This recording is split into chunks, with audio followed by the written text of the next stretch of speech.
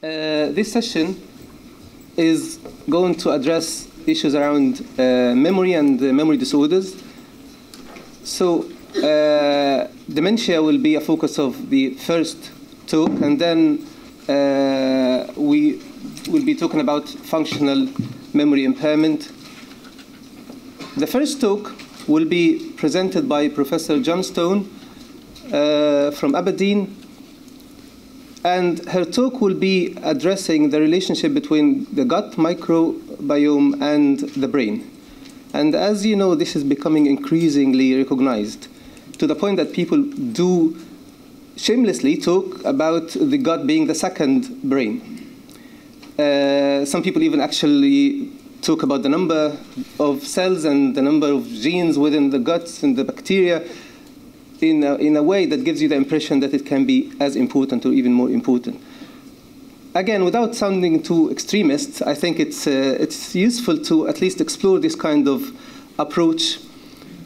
She will particularly talk about the use of nutritional approaches in managing behavioral impairment in dementia.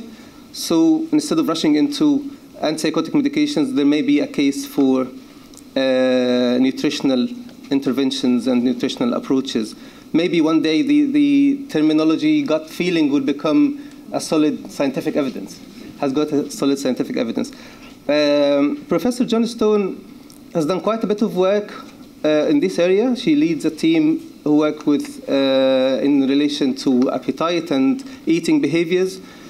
As you would expect, obviously, the food industry started to seek her out, and next time you go to Marks and Spencer, there is a Balanced for You product that she developed for them because of her effort in relation to diet and health in general.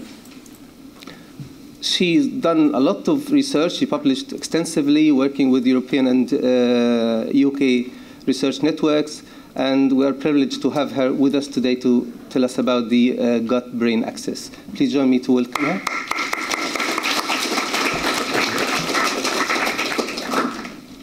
Yes, that's a lovely warm welcome. Thank you for the invitation to join you this morning, and I'm delighted to share my insights on the food-gut-brain axis. And I want to gratefully acknowledge my funders who support my research.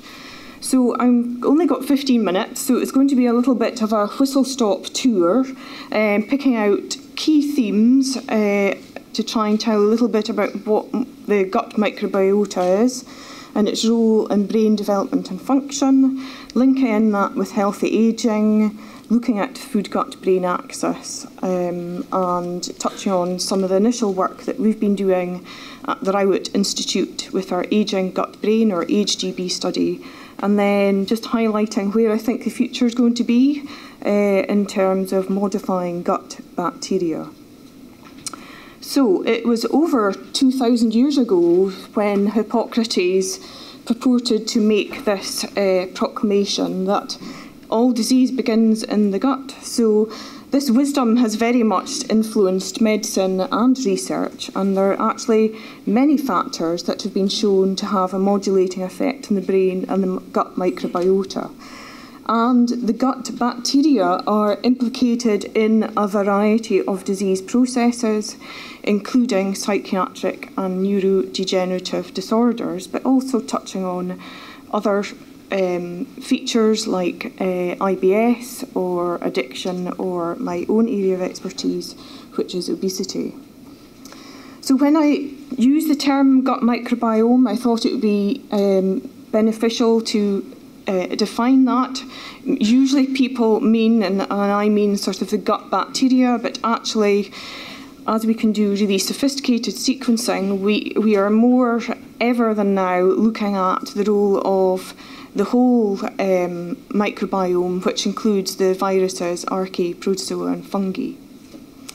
Now, I work at the Rowett Institute. The Rowett's 100 years old and looks at the relationship between diet and health. And we know that diet has been repeatedly shown to be the most important factor influencing the gut microbiota.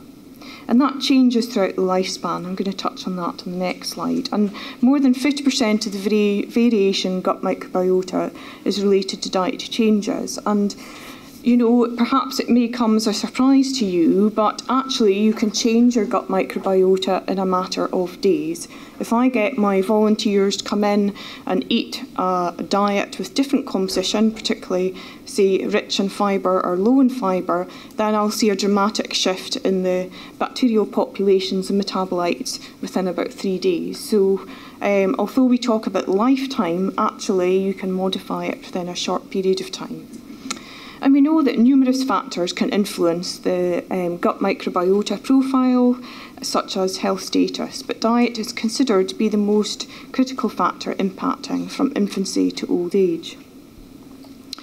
So this is a timeline published by the Cork Group showing the decreasing diversity of gut microbiota as we age. And this altered status is also linked to what we call inflammaging, which is the pro-inflammatory status and decline that we see in older people. And this very much contributes to the ageing progress and may indeed progress the development of age-related diseases such as Alzheimer's disease. So looking around the room, it may be a bit of a shock to find out, well, what does old age mean? So the UN defines old age as over the age of 60. So that's a shock to me. I don't want to be an old person in another 10 years' time. So I think, you know, this embraces that we're living longer and we have an ageing population. So we've got a huge amount of scope here to impact on the gut profile. So health expectancy is very much a key area of research. Alzheimer's disease is the most commonest dementia, of course, as you know, accounting for 60–70% of all dementia cases. And the epidemiological evidence that we can see in the literature supports a hypothesis that the modification of what we call lifestyle-related factors associated with cognitive decline, and this very much opens up new avenues for prevention. So in the last decade, I would say, the microbiome and the gut microbiome have been in particular associated not only with brain development and function, but also with pathophysiology of brain ageing and other neurodegenerative diseases like Alzheimer's disease. But I've also got active research programmes on Parkinson's disease and other brain-related disorders. So we know there are no current available cures for Alzheimer's disease, but certainly our thoughts are an alternative approach could be using strategies that can modify behaviour. And actually this is not easy because there are so many genetic and environmental factors that influence the gut microbiota.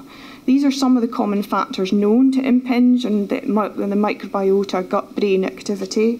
And we can pull out here some of the main factors, such as medications. So, for example, I know that taking antibiotics will wipe out some of the gut bacteria over a period of weeks. That's relevant when I'm thinking about Alzheimer's disease. But there's also congenital factors and delivery of birth mode of delivery at birth, stress, diet, exercise. So when we're working with ageing subjects, we know that the microbiome changes with age, and there are a couple of papers published again from the Cork Group, and they've looked at ageing per se and identified that there are particular species of bacteria, the Bacteroides and Clostridium groups in particular, decline and associated with ageing. And it's really this sort of technological advancement that has allowed us to define these observations. So we start by collecting a fecal sample, and that's processed. This is important so that we protect the bacteria, and so we can extract the genome, and then it will go through genome sequencing and then complicated analysis like abundance analysis, diversity and principal components or functional analysis. There's a multidisciplinary team that will be involved in creating these rich data sets. So the food-gut-brain axis, what do I mean by that? So there's now a large body of literature that gives compelling evidence that there's a bidirectional crosstalk between the brain and the gut, and pinpointing that they have a reciprocal influence in each other's. And certainly, understanding our physiology and function, we would argue that it's a dysfunctional relationship. So when we eat, the food components, the variety of components there, I've listed carbohydrates, proteins, lipids, but also prebiotics. They reach the gut and can influence the gut bacteria. One of the means that they do that is producing metabolites. And so the gut bacteria produce what we call SCFAs, which are short-chain fatty acids. These are incredibly important and are linked particularly having a beneficial role for health. They're the main nutrients for the large intestinal lining cells, and they are used as food for the beneficial bacteria, partly absorbed, partly metabolized. So these SCFAs can be themselves signalling systems to the brain, but there are other signalling systems which I haven't really got time to go into great detail today, but if we even just take the vagus nerve, how do we facilitate that crosstalk between the gut and the brain? So what I wanted to touch on for the next couple of slides is that I feel that we can target the gut microbiota for management of symptoms of Alzheimer's disease. So we know that dysbiosis of gut microbial function is associated with behavioural and neurophysical deficits. So it's very much targeting this gut-brain axis. So in particular, I think that diet could be a powerful mode for modifying BPSD, which is the behavioural and psychological symptoms of dementia. So just to remind you what I mean by that, so behaviours that challenge us, in particularly because I'm working in the care home environment, and also psychological symptoms that are common in this disease process. So in our study, the AGE-GB study, which is active in Aberdeen and only Aberdeen, because I'm actually driving around all the care homes and collecting fecal samples, what we hope to do is to expand this out to UK-wide and doing postal samples. So what inspires this study is that the gut microbiota impact on gut-brain axis and therefore on behaviour. And really what we want to do is to try and understand the nature of that impact by understanding mechanisms and how changes in diet can reprogram this gut microbiota brain axis to resolve or indeed even reducing clinical symptoms associated with dementia. So the aims of the gut-brain study are fivefold. First of all, we did an online survey with care homes to capture their willingness to participate in nutrition research and got overwhelming support. And then the more challenging component is going in to collect samples from the care home environment. This is challenging because this is a vulnerable group.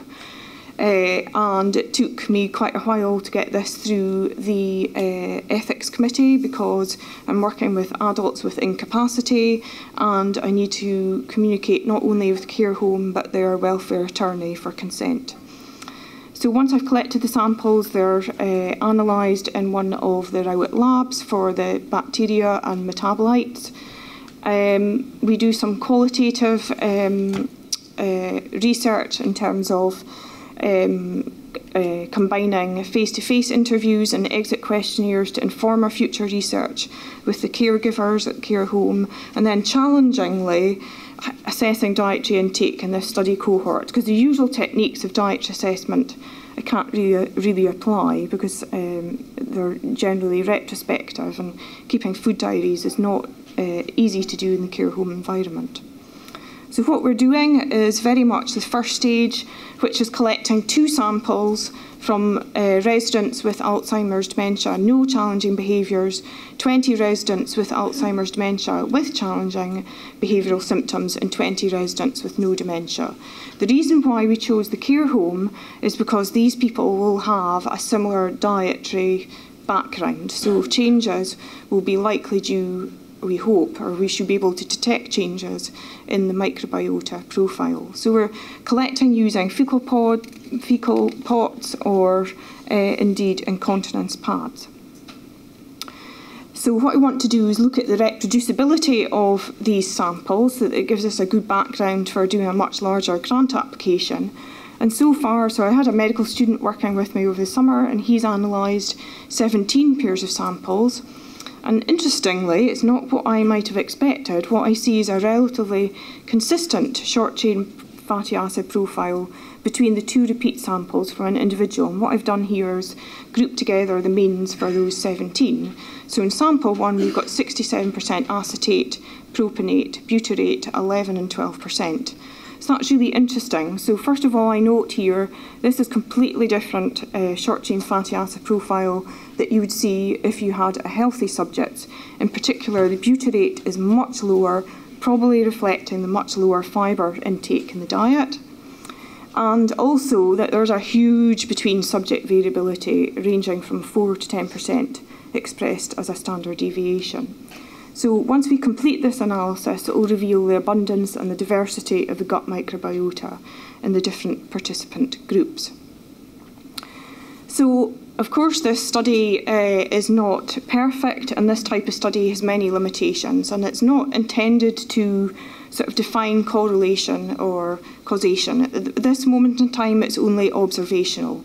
So much work still needs to be done to determine whether gut-brain axis is a target for slowing or halting the progression in Alzheimer's disease. There's a couple of studies there that are not targeted and not the way that I would conduct the next state of research, which is much more targeting specific bacterial groups in specific people. So hopefully you found this really interesting. I want to flag the future is through supplementation with prebiotics, probiotics, or this new definition, which is psychobiotics, which is microbiota targeted interventions where you can target the beneficial bacteria in the gut to influence bacterial-brain relationships. So there's a couple of papers here if you go in and download my talk today, if you're interested in reading more. And if you enjoy a read, sort of an aeroplane read, then I would direct you to Dunnan and Cryan's book just published, The Psychobiotic Revolution, or Felice Jacka's book, Brain Changer. So otherwise, thank you for your attention and keep in touch.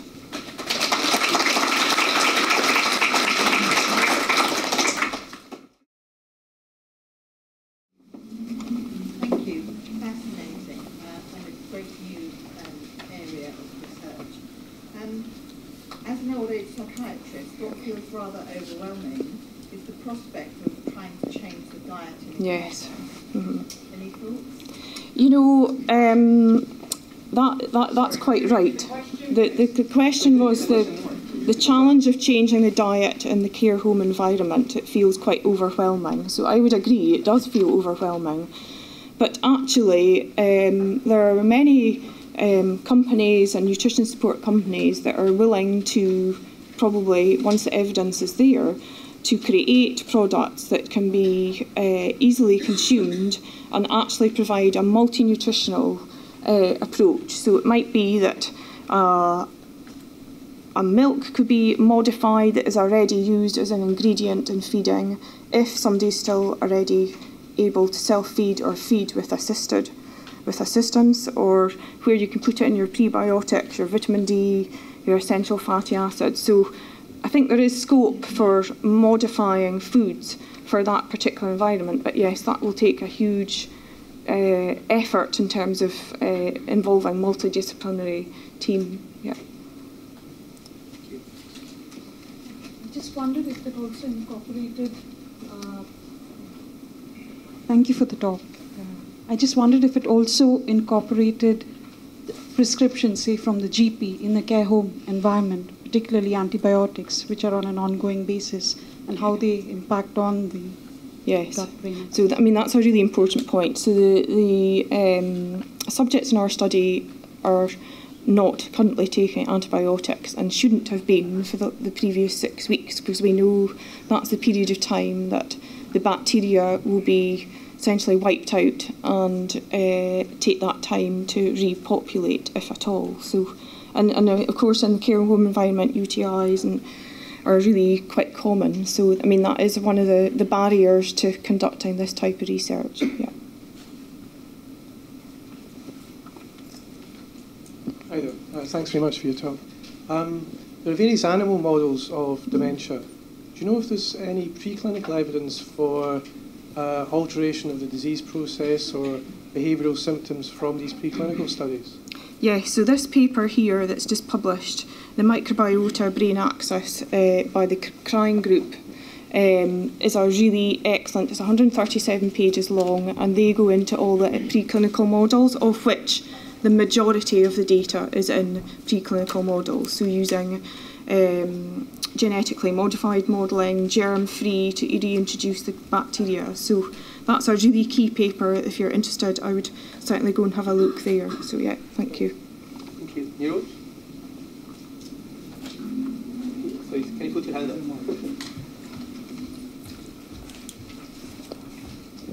Thank you very much for your talk. I'm taking a back step, and I'm just talking about generally, medicine in general and psychiatry in general, not focusing on dementia. I have grown up in, I grew up in India, and I've followed some of the medical advice there, and probably in other countries, Asian countries like China. Dietary advice would have been one of the biggest thing that people used to do, altering diet.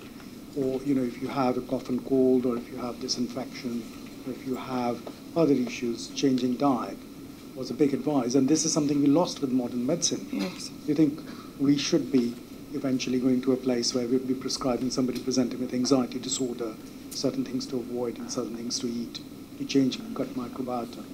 I think that's a very valid point, and certainly the way I embrace that is that I think there's a need for lifestyle medicine.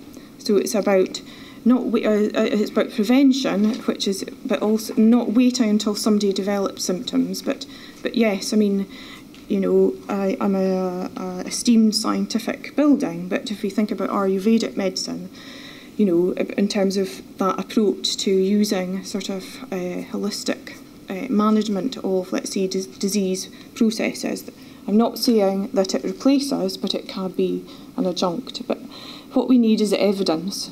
So it's all very well for me to look back historically, and I think it's completely fascinating, but what we need is modern evidence to build up a profile to show that there is an effect, but probably in certain people. We know that when you give a drug, 40% of people will respond, other people will not. Well, it's the same with diet. But we need to know it's more about precision nutrition, it's about stratifying, it's about who will respond to, let's say, diet A or diet B. So yeah, I mean, it's a fascinating time. Yeah. Thank you. Yeah. You mentioned about how it's possible to change the gut biome very quickly. Yes. There's a... You can use the mic. Mic. Yeah. To what extent could rapid changes in gut biota account for acute confusion or acute on chronic confusion? Yeah, that's a good question. So if I refer back to the care home environment, we know that constipation is an issue, and we know, and what we suspect is that will acutely cause periods of confusion. And that's interesting, because if we could supplement the diet with insoluble and soluble fibres, that would actually have a double impact. So it would help prevent the constipation, and along with adequate hydration, would also those fibres would also be a rich source to feed the fermentation of the gut bacteria. But then there's a challenge of how do you actually get that into a food matrix? I've done that in the past. Things like, I will go to a baker manufacturer and say, these are the soluble fibres, make me a bread mix, take it to a baker's, get them to bake the bread, and then I've got a research bread that's, by all intents and purposes, a normal bread. and can be used in a dietary setting. So there's little tricks that you can apply. But yeah, I think it's a valid question. Thanks.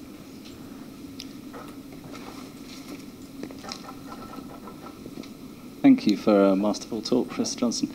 I just wonder, so Ted Dinnan's work in Cork was about gut microbiota and olanzapine, so people get more obese. Has anybody looked at, in your group or otherwise, response to acetylcholinesterase inhibitors and microbiome? Because I wonder, not just the behavioural things, but actually whether the medicines work in Alzheimer's, could that be related to what's going on in the microbiome? Yes, because we know that there are different pathways. There's lots of different ways that the microbiome can impact in the brain. So yeah, I think we need to have a network approach in terms of looking at the role of medication in common medications in that environment. Yeah, so I agree. I can't give you an answer to that direct question. I can go back and have a look, but yeah, it seems relevant. Any more questions? Yeah, please. I just wanted to ask your view about kefir, which is very commonly used in the Middle Eastern region and Moroccan and Tunisian region, which has become the flavor of the Western world now, which is supposed to improve the gut biome by 80 to 90% as compared to the probiotic, which only improves by 6%. What's your view about Did that? you say kefir? I couldn't... Yes, yeah, kefir. Yeah, no, that was really interesting. Megan Rossi was speaking, Chris Evans, wasn't he, yesterday, about kefir. And it's a fermented product, and it can be fermented from dairy, and you'll see it in the supermarket as like... And Chris Evans sort of said, and got shot down, it tastes like off milk, but it does sort of, doesn't it? Because the gut bacteria are very rich. So, yeah, I mean, these types of products, you know, along with sauerkraut, you know, there are lots of fermented products that are now readily available to us in the supermarket. And Kevin Whelan's group have just published a paper on fermented foods, highlighting actually the lack of evidence to support many health claims that are associated with these different food products. But yeah, no, I'm a fan of kefirs. Yeah. Sorry, one question again. There's a lot of talk about the role of pollution. Yes. And recent evidence about seeing carbon in fetuses. We know that pollution affects Alzheimer's disease and other neurocognitive disorders. What's the evidence about the role of pollution in gut biomes? Yeah, I don't know, sorry. Do you know what? One of my colleagues, Jacqueline Wallace, does all the preconception work at the Rowett. So I can certainly put you in touch with her, and she's an expert in that area. So, but yeah, that's a good point. I think it's also a hot topic in terms of the role of what we eat and impacts on our environment, not just pollution, but in terms of sustainability. So, yeah. Okay, I think that question over there. Your research project doesn't include a randomized controlled trial within that. I mean, it's kind of descriptive and then observational study. So, so to build up evidence base, you have to get there to have a randomized controlled trial evidence. And you seem to discount the two small RCTs that you showed, that you said you wouldn't do the research like that. So could you throw light on that as to how you want to go forward? Yeah, so the only way forward is a randomised control trial. At the moment, what I wanted to do was build up enough data to support a robust grant application, looking at the variability between collecting samples, because it may be that collecting one sample is actually not enough, because it only reflects a short-term intake or change in diet. So the reason why I said that I perhaps wouldn't have conducted my work like this is because I think what you need to do is identify the existing population in the gut, either through short-chain fatty acids or the bacteria, and then target your bacteria to promote the growth of specific bacterial groups that you believe are going to offer the benefit in that population. So I think that in general, just supplementing, let's say, as a general comment, the population in pre and probiotics isn't really going to have the effect that you would hope for, because some people will not have the bacteria in the gut in order to confer the health benefits. So it has to be probably a much more targeted approach in taking the top tertile and the bottom tertile to try and look at differences within a randomised control setting. So, yeah. Any more? Okay. Can I ask just one quick question, if you don't mind?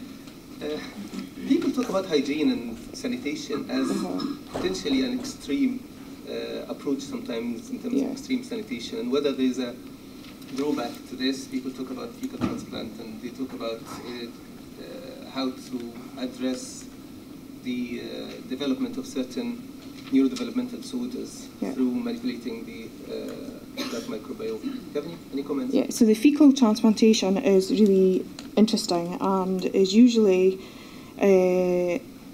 kept as a last treatment for something like a C. difficile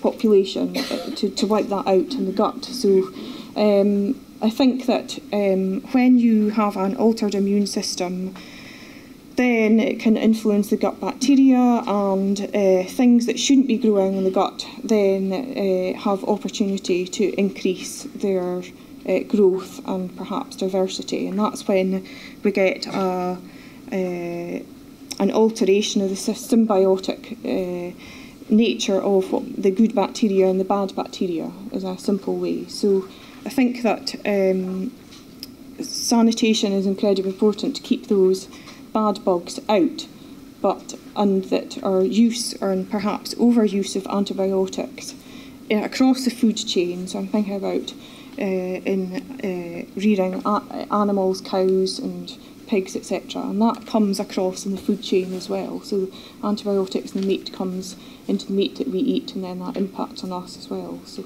yeah, it's a whole food system. So yeah, quite challenging. Okay, thank you very much. That was really stimulating and very interesting talk. Can you please join me in? Thank you.